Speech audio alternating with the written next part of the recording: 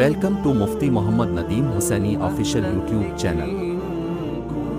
مفتی صاحب کے چینل کو سبسکرائب کریں تاکہ ہر آنے والی ویڈیو سے باخبر رہیں۔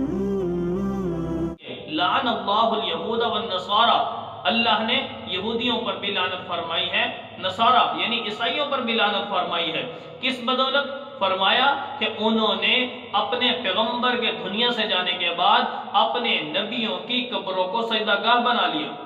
تو گویا فرمایا کہ تم میرے ساتھ یہ نہ کرنا، میرے دنیا سے جانے کے بعد میری قبر کو سجدہ گاہ نہ بنانا۔ تو میرے بھائی دوستو، جب پیارے پیغمبر صلی اللہ علیہ وسلم نے اپنی قبر کو سجدہ گاہ بنانے سے منع کر دیا، تو مجھے بتاؤ آج جو قبروں پر سجدہ کیا جا رہا ہے، کیا محبوب علیہ السلام نے اجازت دی ہے اس کی؟ یہ اگرچہ پہلی قوموں میں تھا سجدہ تعظیمی، لیکن اس امت کے لیے اللہ رب العالمین نے منع کر دیا ہے، ناجائز کر دیا ہے۔ تو نبی علیہ السلام جو اپنی قبر مبارک سے اس کو منع کر گئے کہ میری قبر کو سجدہ گاہ نہ بنانا، تو آج پیروں ولیوں کی قبروں کو جو سجدہ کیا جا رہا ہے، امت جہالت میں ڈوبتی جا رہی ہے، جہالت کی دلدل میں پھنستی جا رہی ہے۔ تو مجھے بتاؤ کیا پیارے پیغمبر صلی اللہ علیہ وسلم نے جب اپنی قبر سے منع کر دیا تو کسی اور کی قبر کو سجدہ کرنا کیسا جائز ہوگا؟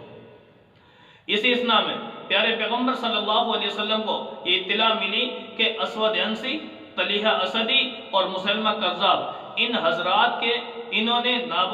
نبوت کا دعویٰ کر دیا تھا۔ پیارے پیغمبر صلی اللہ علیہ وسلم نے ان کا دنیا سے ان کو جہنم واصل کرنے کے لیے لشکر اسامہ کو بھیجا کہ اسود عنسی، طلیحہ اسدی اور مدعیان نبوت جتنے بھی کھڑے ہوئے، پیارے پیغمبر صلی اللہ علیہ وسلم نے ان کی سرکوبی کے لیے صحابہ کو تعلیم فرما دی اور لشکر اسامہ کو تیار فرمایا، اور فرمایا کہ یہ اسامہ کا جو لشکر ہے، اس لشکر پر اس کو جلدی روانہ کرنا، آخری ایام چل رہے تھے۔ تو بہرحال پیارے پیغمبر صلی اللہ علیہ وسلم نے جب اپنے صحابی حضرت اسامہ رضی اللہ تعالیٰ عنہ کو اس لشکر کا سربراہ بنا دیا،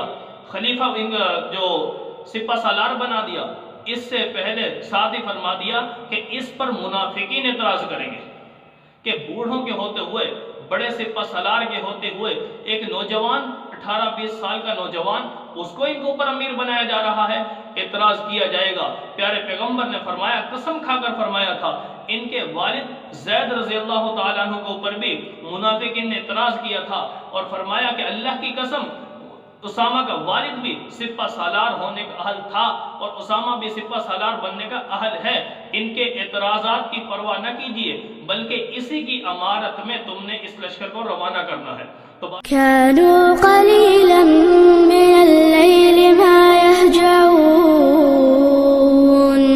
وبالأسحار هم